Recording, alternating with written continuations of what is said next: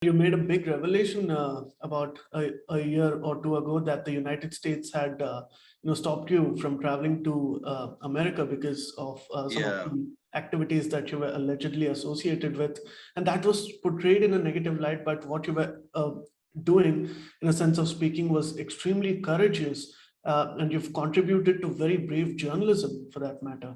Well, thanks. That's nice of you to say that. Yeah, I think that episode, which of course is now happily concluded, and I now have my visa to the United States back again, thankfully.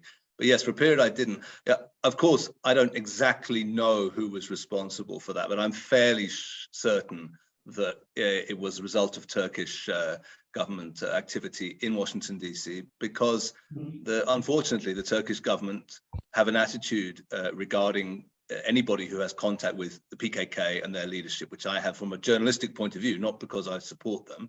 They have an attitude that is simply illegitimate. They want publics not to know what the PKK leadership think, and that's not a legitimate demand. I think, whether or not one agrees with the Turkish government's position or the PKK's position, publics and policymakers, need information, and we as journalists on the ground are the ones who are able to provide that. And it's not fair or acceptable for the Turks to say, no, you're just not allowed to speak to those people. You must only get our side of the story.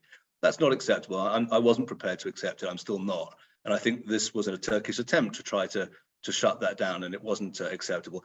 By the way, let me say, obviously I'm sitting here in Israel. It's particularly not acceptable with regard to the Turkish point of view when we consider the fact that the Turkish government itself maintains an active office of the Hamas organization in Istanbul, which is a registered terrorist organization by both Europe and America, and then at the same time doesn't want, a journalist to even have the right to speak to the PKK. There's a complete inconsistency there, and it's not really acceptable. And basically, I and many others, I think, are simply going to carry on doing the work which we deem to be necessary, and we hope very much that there won't be further obstruction from the Turkish authorities. But if there is, then I suppose we'll have to deal with that. We're not going to stop doing what we think needs to be done.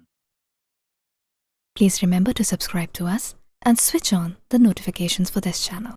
For our other social media links, more content, and to support our work, please visit citti.net. Dhanyavad. Namaskar.